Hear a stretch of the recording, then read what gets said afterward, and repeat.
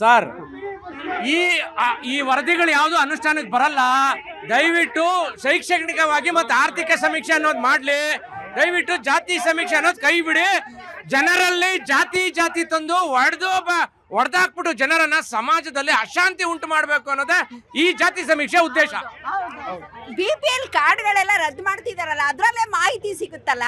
ಜಾತಿಗೆ ಇವ್ರು ಮಾಡಿಲ್ಲ ಅಂತ ಇವ್ರು ಮಾಡಿಲ್ಲ ಅಂತ ಇವ್ರು, ಇದೆಲ್ಲ ಏನಿಗ್ ಬೇಕು? ಜನಗಳ ಕಷ್ಟ ನೋಡ್ರಿ, ಆರ್ಥಿಕ ಸ್ಥಿತಿ ನೋಡ್ರಿ. ಫಸ್ಟ್ ಹಳ್ಳ ಕೊಳ್ಳ ಎಲ್ಲ ಇದೆ, ಅದ್ರ ಬಗ್ಗೆ ಮಾತಾಡ್ರಿ. ಜಾತಿ ಅಂತ ಯಾಕೆ ಜನಗಳ ಮಧ್ಯೆ ದ್ವೇಷ? ತಾವು ಈ ಸಮೀಕ್ಷೆಯಲ್ಲಿ ಭಾಗವಹಿಸ್ತೀರಾ?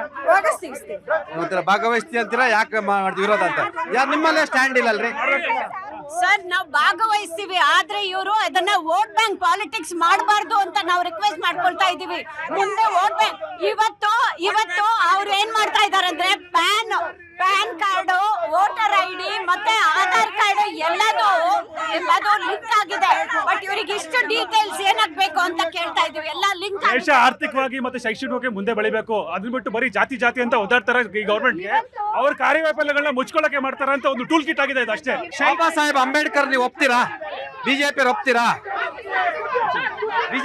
ಅಂಬೇಡ್ಕರ್ ಅವ್ರಿಗೆ 6 ಅಡಿ ಜಾಗ ಕೊಡದೇ ನಾನು ಯಾವುದೇ ಪಕ್ಷವನ್ನ ಪ್ರತಿನಿಧಿಸ್ತಾ ಇಲ್ಲ. ನಾನು ಪಕ್ಷರಹಿತವಾಗಿ ಮಾತಾಡ್ತಾ ಇದ್ದೀನಿ.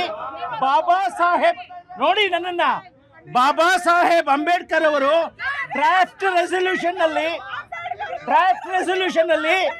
301ನೇ ಅನುಚ್ಛೇದದಲ್ಲಿ ಜಾತಿ ಗಣತಿ ಶೈಕ್ಷಣಿಕ ಸಾಮಾಜಿಕ ಸಾಂಸ್ಕೃತಿಕ ಅಭಿವೃದ್ಧಿಗಾಗಿ ಗಣತಿ ಆಗ್ಬೇಕು ಅಂತ ಹೇಳಿದ್ದಾರೆ. ನೀವು ಅದನ್ನ ಜಾತಿ ಗಣತಿ ಅಂತ ತಿರ್ಸ್ತಾ ಇದ್ದೀರಾ. ನೀವು ಜಾತಿ ಗಣತಿ ತಿರ್ಸ್ತಾ ಇದ್ದೀರಲ್ಲ, ನಿಮ್ಮ ತಿರುಚು ಮಾತು ಅಭಿವೃದ್ಧಿಗೆ ಮಾರಕ. ಸರ್ ಅವ್ರು ಹೇಳ್ತಾರೆ ಸಿದ್ದರಾಮಯ್ಯನವರು ಜಾತಿವಾದಿ ಅಂತಿದ್ದಾರೆ, ನಿಜಾನ ಇದು? ಸಿದ್ದರಾಮಯ್ಯವರು ಜಾತಿವಾದಿ ಖಂಡಿತ ಅಲ್ಲ. ಈ ಸಮೀಕ್ಷೆಯಿಂದ ಸರ್ವರಿಗೂ ಸಮಪಾಲು, ಸರ್ವರಿಗೂ ಸಮಬಾಳು ಖಂಡಿತ ತರೋದಕ್ಕೆ ಮಾಡ್ತಾ ಇರೋದು.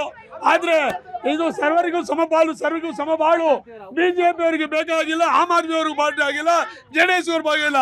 ಇದು ಬದ್ಧತೆ ಇದೆ. ಕಾಂಗ್ರೆಸ್ ಪಕ್ಷದಿಂದ ಮಾತ್ರ ಸರ್ವರಿಗೂ ಸಮಬಾಳು, ಸರ್ವರಿಗೂ ಬಾಳು ಸಂವಿಧಾನವನ್ನು ಎತ್ತಿಡ್ತಕ್ಕಂಥದ್ದು ಕಾಂಗ್ರೆಸ್ ಪಕ್ಷ. ಸರ್ವ ಜನಾಂಗವನ್ನ ಶಾಂತಿಯುತ ಮಾಡೋದು ಕಾಂಗ್ರೆಸ್ ಪಕ್ಷ. ಅದು ಬಿಟ್ರೆ ಯಾರು ಬೇರೆ ಮಾಡೋಕ್ಕಾಗೋದಿಲ್ಲ. ಸರ್ ಇದರಿಂದ ಏನ್ ಅನುಕೂಲ? ಸಮಾಜಕ್ಕೆ ಏನ್ ಅನುಕೂಲ? ಸಮಾಜಕ್ಕೆ ಬಡವರೇನಿದ್ದಾರೆ ಅವರಿಗೆ ಒಂದು ಕಾರ್ಯಕ್ರಮ ರೂಪಿಸಬೇಕಾದ್ರೆ ಇದರ ಅವಶ್ಯಕತೆ ಇದೆ. ಖಂಡಿತವಾಗಿ ಈಗ ಸಾಮಾಜಿಕವಾಗಿ, ಶೈಕ್ಷಣಿಕವಾಗಿ, ಆರ್ಥಿಕವಾಗಿ ಅವರು ಯಾವ ಸ್ಥಿತಿಗತಿ ಇದೆ ಪ್ರತಿಯೊಂದು ಕಮ್ಯುನಿಟಿನೂ ಕೂಡ ಅದರಲ್ಲಿ ಗೊತ್ತಾಗುತ್ತೆ. ಆಗ ನಾವು ರಿಸರ್ವೇಷನ್ ಮಾಡೋದಕ್ಕೆ ಬಹಳ ಅನುಕೂಲ ಆಗುತ್ತೆ. ಈಗ ನೋಡಿ 2007ರಲ್ಲಿ ಆಗಿರೋ ರಿಸರ್ವೇಷನ್ನು ಇದುವರೆಗೂ ಕೂಡ ಪರಿಷ್ಕರಣೆ ಆಗಿಲ್ಲ. ಕಾರಣ ಇಷ್ಟೇ, ಅಲ್ಲಿ ದತ್ತಾಂಶ ಇಲ್ಲ. ದತ್ತಾಂಶ ಇಟ್ಕೊಂಡು ನಾವು ಮೀಸಲಾತಿನ ಪರಿಗಣಿಸ್ಬೋದು. ಆದ್ದರಿಂದ ದತ್ತಾಂಶಕ್ಕೋಸ್ಕರವಾಗಿ ಬೇಕೇ ಬೇಕು. ಮತ್ತು ಇನ್ನು ಹಲವಾರು ಕಾರ್ಯಕ್ರಮಗಳನ್ನ ರೂಪಿಸುತ್ತೆ. ಮನೆ ಇಲ್ಲದವರಿಗೆ ಮನೆ ಕೊಡಬೇಕು, ರಸ್ತೆ ಮಾಡಬೇಕು, ಬಸ್ ಕೊಡಬೇಕು. ಪ್ರತಿಯೊಂದಕ್ಕೂ ಕೂಡ ಈ ಒಂದು ಶಿಕ್ಷಣ, ಪ್ರತಿಯೊಂದಕ್ಕೂ ಕೂಡ ಇದು ಬಹಳ ಅನುಕೂಲ ಆಗುತ್ತೆ. ಇದು ಈ ಸಮೀಕ್ಷೆ ಹಿಂದುಳಿದವರನ್ನ ಮುಂದಕ್ಕೆ ತರೋದಕ್ಕೆ, ಸಮಾಜ ನಿರ್ಮಾಣ ಮಾಡೋದಕ್ಕೆ ಈ ಸಮೀಕ್ಷೆ ಬಹಳ ಅನುಕೂಲ. ಸಮಾಜ ನೀವು ಒಪ್ತೀರಾ ಬೇಡ ಇಲ್ವಾ? ವರ್ಷದಿಂದ ಸಮಾಜ ತಾವು ಒಪ್ತೀರಾ? ಸಮಾಜವನ್ನು ಒಪ್ತೀರಾ? ಖಂಡಿತವಾಗ್ಲೂ ಒಪ್ಪಲೇಬೇಕು. ಸರ್ ಇವತ್ತು ಬಾಬಾ ಸಾಹೇಬ್ ನಾನು ಕೇಳ್ತಾ ಇದ್ದೀನಿ, ಸಮಾಜವನ್ನು ತಾವು ಒಪ್ತೀರಾ ಅಥವಾ ಕೇವಲ ಒಂದೇ ಧರ್ಮ ಇರ್ಬೇಕು ಈ ದೇಶದಲ್ಲಿ? ಸರ್ ಸಮಾಜ ಅನ್ನೋದು ನಾವು ಒಪ್ತೀವಿ. ಆದ್ರೆ ಬಾಬಾ ಸಾಹೇಬ್ ಅಂಬೇಡ್ಕರ್ ಅವರಿಗೆ ಇವತ್ತು ಅವಮಾನ ಮಾಡಿರೋರು ಯಾರೇ ಇದ್ರು ಕಾಂಗ್ರೆಸ್ ಅವರು ಒಪ್ತೀವಿ ಸರ್. ಸಮಾಜವನ್ನು ಒಪ್ತೀರಾ ತಾವು? ಜಿಲೇಬಿ ಸಮಾಜ ಅವರು ಯಾರು? ಅವರೆಲ್ಲ ಜಿಲೇಬಿ ಸಮಾಜ. ಯಾರಂತ ಹೇಳಿ ನಮಗೆ ಗೊತ್ತಿಲ್ಲ. ಒಕ್ಕಲಿಗ, ಮೇಲ್ವರ್ಗದ ಒಕ್ಕಲಿಗ, ಲಿಂಗಾಯತ, ಗೌಡ, ಬ್ರಾಹ್ಮಣ. ನೀವು ಮೇಲ್ವರ್ಗದ ಪರವಾಗಿದ್ದೀರಾ? ಈ ದೇಶದಲ್ಲಿರ್ತಕ್ಕಂಥ ಕೆಳವರ್ಗ ನಿಮ್ಗೆ ಅಗತ್ಯ ಇಲ್ವಾ? ಇವತ್ತು ಭಾರತೀಯ ಜನತಾ ಪಾರ್ಟಿಯಿಂದ ಅಂದ್ರೆ ಇವತ್ತು ಹೇಳ್ತಾರೆ ನಿಮ್ಮನ್ನ ಜಿಲೇಬಿ ಅಂತಾರೆ. ನಾನು ಕೂಡ ಒಬ್ಬ ಹಿಂದುಳಿದ ವರ್ಗದ ಸಮುದಾಯದಿಂದ ಬಂದನು. ನನಗೂ ಗೊತ್ತಿದೆ ಭಾರತೀಯ ಜನತಾ ಪಾರ್ಟಿಲಿ ಇವತ್ತು ಇಡೀ ಸಮಾಜ ಒಟ್ಟಾಗಿ ಎಲ್ರಿಗೂ ಅನುಕೂಲ ಆಗಬೇಕಂತ ಹಿಂದುಳಿದ ವರ್ಗಕ್ಕೆ ಮಾನ್ಯ ಸಿದ್ದರಾಮಯ್ಯ ಏನ್ ಮಾಡಿದೀರಾ? ಪ್ರಶ್ನೆ ಮಾಡ್ತಿದ್ದಾರೆ. ಏನ್ ಮಾಡಿದಾರೆ ಸಿದ್ದರಾಮಯ್ಯ ಅಂತ ಕೇಳ್ತಿದಾರೆ. ಅವ್ರಿಗೆ ಆನ್ಸರ್ ಮಾಡ್ಬೇಕು. ಏನ್ ಮಾಡಿಲ್ಲ ಅಂತ ಕೇಳ್ತೀನಿ. ಏನ್ ಮಾಡಿಲ್ಲ ಹೇಳಿ. ನಾನು ಅದಕ್ಕೆ ಉತ್ತರ ಕೊಡ್ತೀನಿ. ದಯವಿಟ್ಟು ಕೇಳಿ, ನೀವು ಏನ್ ಮಾಡಿದಾರೆ ಸಿದ್ದರಾಮಯ್ಯ ಅಂತ ಕೇಳ್ತಿಲ್ವಾ? ಅಧಿಕಾರ ಬಂದು 24 ಗಂಟೆಯಲ್ಲಿ ನಿಮ್ಮಂತ ಮಹಿಳೆಯರಿಗೆ ಉಚಿತ ಬಸ್ ಪ್ರಯಾಣ ಕೊಡು, ಇದು ಸಿದ್ದರಾಮಯ್ಯ ಅವರ ಕೀರ್ತಿ.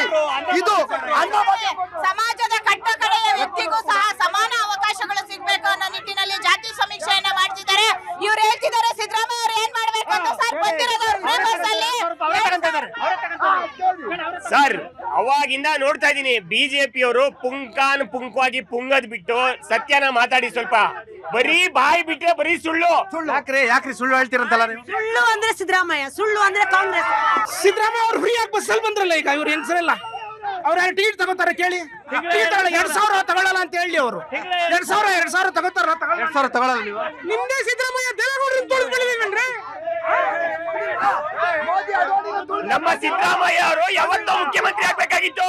ದೇವೇಗೌಡರನ್ನು ಮುಖ್ಯಮಂತ್ರಿ ಮಾಡ್ಲಿಲ್ಲ, ಕಾಂಗ್ರೆಸ್ ಪಾರ್ಟಿ ಮುಖ್ಯಮಂತ್ರಿ ಮಾಡಿದ್ದು, 5 ನಾಯಕರನ್ನು ಮಾಡಿದ್ದು ಮುಖ್ಯಮಂತ್ರಿ ಮಾಡಿ. ಸರ್ ನನ್ನ ಒಂದೇ ಪ್ರಶ್ನೆ, ಈ 3 ಪಕ್ಷಗಳಿಗೂ ಒಂದೇ ಪ್ರಶ್ನೆ, ನಿಮ್ದು ಸೇರಿಸಿ ಹಾಕೊಳ್ಳಿ. ಸೇರಿಸಿ. ಈ ಸಮಾಜ ಅಂತ ಮಾತಾಡ್ತಾ ಇದ್ರಲ್ಲ, ಯಾಕೆ ಇನ್ನು ದಲಿತ ಮುಖ್ಯಮಂತ್ರಿ ಕರ್ನಾಟಕದಲ್ಲಿ ಆಗ್ಲಿಲ್ಲ? ಯಾರನ್ನ ಕೇಳ್ತಿದ್ದೀರಾ? 3 ಪಕ್ಷಗಳನ್ನ ಕೇಳಬೇಕು. ದಲಿತ ಮುಖ್ಯಮಂತ್ರಿ ಆಗೋಕೆ ನಾಂದಿನ ಈ ಸಮೀಕ್ಷೆ ನಾವು ಮಾಡಿದ್ವಿ. ಪಂಜಾಬ್ ಅಲ್ಲಿ ದಲಿತ ಮುಖ್ಯಮಂತ್ರಿ ನಾವು ಮಾಡಿರೋದು. ಅದಕ್ಕೆ ಉತ್ತರ ನಾನು ನೋಡಿದ ಆಮ್ ಆದ್ಮಿ ಪಾರ್ಟಿ ಅವ್ರಿಗೆ ಉತ್ತರ ನಾನು ಕೊಡ್ತೀನಿ. ದಲಿತ ಸಿಎಂ ಮಾಡಿಲ್ಲ ಅಂದ್ರೆ ಕಾಂಗ್ರೆಸ್ ಪಕ್ಷದಲ್ಲಿ ಆಂಧ್ರದಲ್ಲಿ ಆಗಿಲ್ವಾ? ಕೇಳಿ ಅವ್ರಿಗೆ. ಒಂದು ಕ್ಲಾರಿಫಿಕೇಶನ್ ಕೊಟ್ಬಿಡ್ತೀನಿ, ದಯವಿಟ್ಟು ಕೇಳಿಸ್ಕೊಂಬಿಡಿ. ನಮ್ಮ ಸ್ನೇಹಿತರೊಬ್ರು ಯಾರೋ ಮಾತಾಡ್ತಾ 3% ಇರೋರಿಗೆ 10% ಮೀಸಲಾತಿ ಕೊಟ್ಟಿದ್ರಿ EWS ಅಂತ, ದಯವಿಟ್ಟು ಕ್ಷಮಿಸಿ, ಮಾಹಿತಿಯ ಕೊರತೆ ಇದೆ. ಎಕನಾಮಿಕಲ್ ವೀಕರ್ ಸೆಕ್ಷನ್ ಅನ್ನೋದು ಬ್ರಾಹ್ಮಣರು ಕೊಟ್ಟಂತ ಸಮೀಕ್ಷೆ ಅಲ್ಲ. ದಯವಿಟ್ಟು ನಾವು ಕೂಡ ಈ ಸಮಾಜದ ಭಾಗ, ನಮ್ಮನ್ನ ಪ್ರತ್ಯೇಕವಾಗಿ ನೋಡಬೇಡಿ. ಸರ್ ಈ ಸಮೀಕ್ಷೆ ತೀರುತ್ತೆ. ಇವರು ನಮ್ಮ ಕೆಲಸಗಳು, ಇವರು ಟೀಕೆಗಳು ಸಾಯ್ತವೆ, ನಮ್ಮ ಕೆಲಸಗಳು ಉಳಿತವೆ.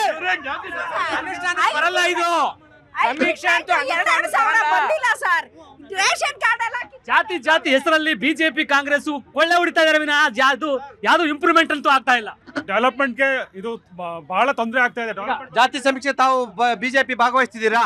ಬೈಕಾಟ್ ಮಾಡ್ತೀರಾ? ನೋಡಿ, ಒಂದು ಸರ್ಕಾರ ಸಮೀಕ್ಷೆ ಮಾಡಂತ ಸಂದರ್ಭದಲ್ಲಿ ಯಾರು ಕೂಡ ನಾವು ಭಾರತೀಯ ಜನತಾ ಪಾರ್ಟಿಯಾಗಿ ವಿರೋಧ ಮಾಡಿದಂತಿಲ್ಲ, ನಾವು ಸರಿಯಾಗಿ ಮಾಡಿ ಸಮಾಜದ ಬಗ್ಗೆ ಮಾತಾಡ್ತೀರಾ. ಭಾರತೀಯ ಜನತಾ ಪಾರ್ಟಿ ಯಾವಾಗಿದ್ರು ಸಬ್ಕಾ ಸಾಥ್ ಸಬ್ಕಾ ವಿಕಾಸ್ ಸಬ್ಕಾ ವಿಶ್ವಾಸ ಸಬ್ಕಾ ಪ್ರಯಾಸ ಅಂತ ಇರೋದು.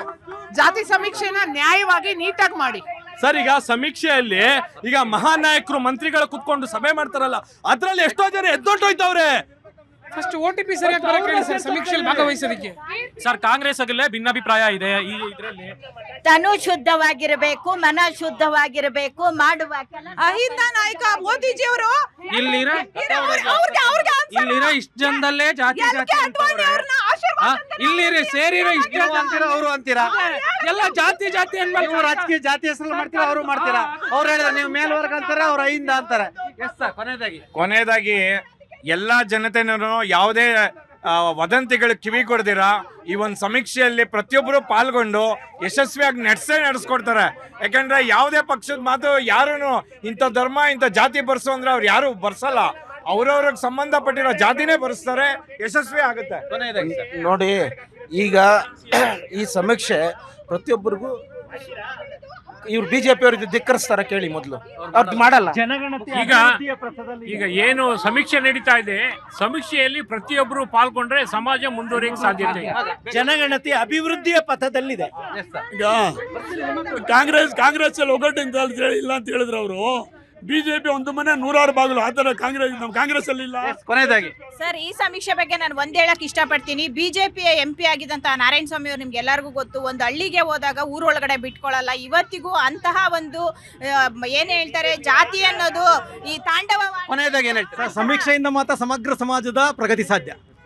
ಸರ್, ಸಮೀಕ್ಷೆ ಆಧಾರದಿಂದ ಎಲ್ಲರೂ ಒಗ್ಗೂಡಿ ಈ ಪಕ್ಷ ಜಾತ್ಯತೀತವಾಗಿ ಬೆಂಬಲ ಕೊಡ್ತಾರೆ ಅಂತ ನಾನು ನಂಬಿದ್ದೀನಿ. ಸರ್, ಈ ಸಮೀಕ್ಷೆ 100% ಯಶಸ್ವಿ ಆಗುತ್ತೆ.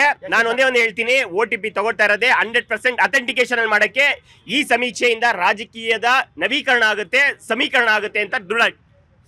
ಸಮೀಕ್ಷೆ ಚೆನ್ನಾಗಿ ಆಗ್ಬೇಕು, ಎಲ್ಲರೂ ಮಾಹಿತಿ. ಜನ ಸಮೀಕ್ಷೆ ಪರವಾಗಿದ್ದಾರೆ, ಈ ಬಿಜೆಪಿಗರು ಮತ್ತೆ ವಿರೋಧ ಇದ್ದಾರೆ. ಬಿಜೆಪಿಗರಲ್ಲಿ ನಾನು ಕೈ ಮುಗಿದು ಕೇಳ್ಕೊತಾ ಇದ್ದೀನಿ, ನೀವೀ ಸಮೀಕ್ಷೆಯಲ್ಲಿ ನಮ್ಗೆ ಬೆಂಬಲ ಕೊಡಿ. ನಾಳೆ ದಿನ ನೀವು ಸಮೀಕ್ಷೆ ಮಾಡಿದಾಗ ನಾವು ಬೆಂಬಲ ಕೊಡ್ತೀವಿ. ದೇಶದಲ್ಲಿ ಜನ ನಾವೆಲ್ಲರೂ ಒಂದೇ ಅಂತ ತಿಳ್ಕೊಂಡು ಪ್ರತಿಯೊಬ್ರು ಕೂಡ ದೇಶದಲ್ಲಿ ಉದ್ಧಾರ ಮಾಡಕ್ ನೋಡಿ ಹಾಳು ಮಾಡಕ್ ನೋಡ್ಬೇಡಿ ಈ ಸಮೀಕ್ಷೆ ಮಾಡೋದ್ರಿಂದ ಶೈಕ್ಷಣಿಕವಾಗಿ ಸಾಮಾಜಿಕವಾಗಿ ಒಳ್ಳೇದಾಗುತ್ತೆ ಅಂದ್ರೆ ಖಂಡಿತ ನಾವು ಬೆಂಬಲ 100% ಯಶಸ್ವಿ ಆಗುತ್ತೆ. ಯಶಸ್ವಿ ಯಾರು ಸಮೀಕ್ಷೆಯನ್ನ ಎತ್ತಿ ಹಿಡಿತೇವೆ. ಸಮೀಕ್ಷೆ ಬಿಜೆಪಿ ಅಲ್ಲೇ ಒಪ್ಪಲ್ಲ.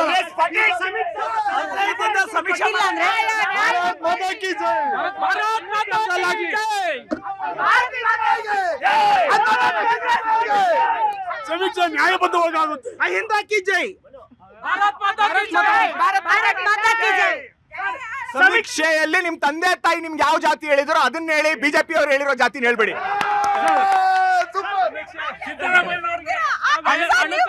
ಹಣಕ್ಕಾಗಿ ಜಾತಿ ಬದಲಾಯಿಸ್ಕೊಳ್ಳೋರು ನಾವಲ್ಲ, ನೀವು. ಜನರ ಜ್ವಲಂತ ಸಮಸ್ಯೆ ಬಗ್ಗೆ